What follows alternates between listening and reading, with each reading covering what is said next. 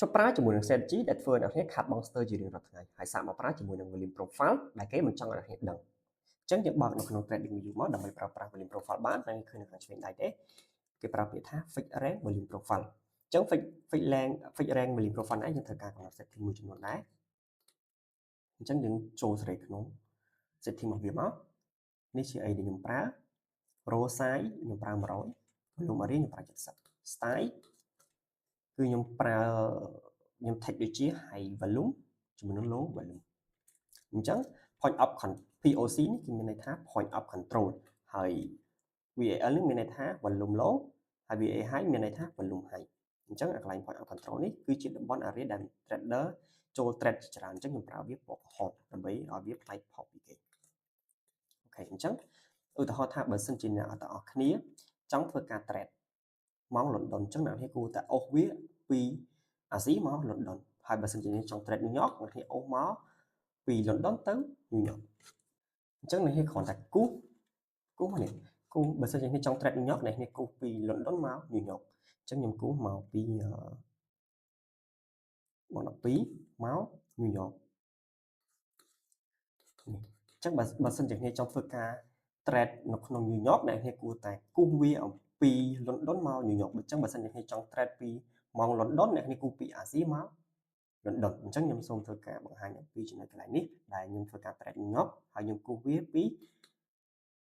London មក New York អ្នកនេះឃើញកន្លែងនេះអញ្ចឹងកន្លែងនេះជា point of control កន្លែងនេះជាមានថា volume high កន្លែងនេះជា volume low អញ្ចឹង point of control នេះអាចដើរតួនាទីជា support ផងជា resistance ផងអញ្ចឹងអ្នកនេះឃើញវាមកដល់កន្លែងនេះវា break បិទនៅក្រោម volume low អញ្ចឹងន័យថាទីផ្សារអ្នកដែលគាត់ sell ធ្វើការរុញខ្លាំងជាងអ្នកដែលគាត់ធ្វើការ buy ហើយមួយទៀតរបៀបមើលមួយទៀតអ្នកនេះឃើញមាន volume ដាច់កន្លែងនេះ volume ដាច់ volume ដាច់កន្លែងនេះអញ្ចឹងបើសិនជាការណាផ្សារ break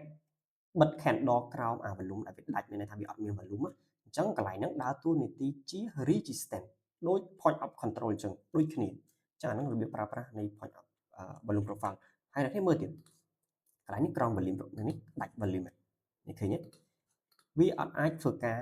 ឡើងបន្តបានទេដោយសារតែ market នេះបិទនៅក្រោម low volume មានន័យថាអត់មាន volume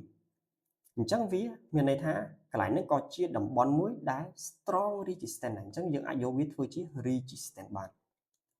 ហើយមួយទៀតកន្លែងនេះដូចគ្នា market ព្យាយាមទៀតនេះខ្ញុំបុកអត់ដាច់បុក volume low នេះអត់ដាច់ទេខ្ញុំបុកចុះឥឡូវបុកដាច់ volume high អញ្ចឹងមានន័យថា market នេះនឹងអាចធ្វើការឡើងទៅលើខ្លះឬក៏ pull back ទៅលើវិញអញ្ចឹងខ្ញុំសូមព្យាយាមឧទាហរណ៍ដែលយកវាធ្វើជា support វិញម្ដងជាក់ស្ដែងអ្នកគ្នាឃើញនៅកន្លែងនេះហ្នឹងនេះ volume low នេះដើរតួជា support ឃើញទេ1 2ឃើញ volume ដាច់ហើយនេះកន្លែងនេះដាច់ហើយនេះ volume នេះដាច់ហើយអញ្ចឹងកន្លែងនេះអ្នកគ្នាអាចរាប់ថាវាជា support ឬក៏ជា strong support បានកន្លែងនេះដូចគ្នាឃើញផ្សារ market បុកដាច់កន្លែងនេះមកដាច់ហ្នឹង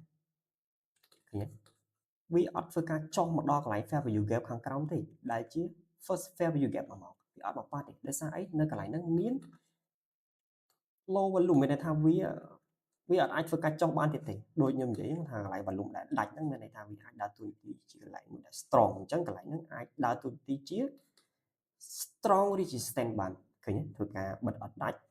low volume ឡើងទៅលើទៀត break អញ្ចឹងមានន័យថាកន្លែង point of control ជាមួយនឹង high volume នេះដើរតួនាទីជា support វិញម្ដងដូចគ្នាឃើញអត់ធ្វើការតមកធ្វើការចុះមក retrace point of control រួចឡើងទៅលើឃើញទេអានេះខ្ញុំសូមបញ្យល់ឲ្យលម្អិតពី point of control អ្នកនេះធ្លាប់តែឮថា volume high volume low ឬក៏ point of control តែអ្នកនេះដែលឃើញដែលគេបញ្យល់អំពីការដាច់របស់ volume ទេអញ្ចឹងអាក្នុងការដាច់ volume នោះដើរតួនាទីដូចគ្នា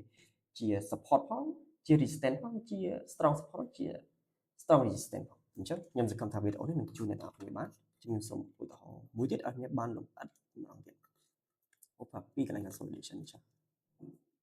ឃើញទេ market ធ្វើការ consolidation នៅក្នុង rank point of control ឬក៏ volume profile break low break ដាច់អត់បិទ candle ទៀតចុះឡើងឥឡូវ break អញ្ចឹង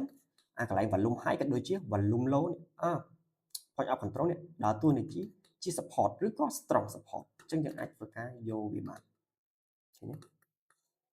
ហើយកន្លែងនេះក៏មាន volume ដាច់ volume ណាមានថាវា low volume អញ្ចឹងយើងអាចរាប់វាជា strong support បានដែរឃើញទេវាអត់មកប៉ះដល់នេះទេអានេះត្រូវឲ្យឡើងទៅលើមកអញ្ចឹងខ្ញុំសង្ឃឹមថាវីដេអូនេះនឹងជួយអ្នកទាំងអស់គ្នាក្នុងការ trade ឲ្យបានប្រសើរល្អជាងមុនអញ្ចឹងជួបគ្នាវីដេអូក្រោយពីខ្ញុំ Agri Cycle Trading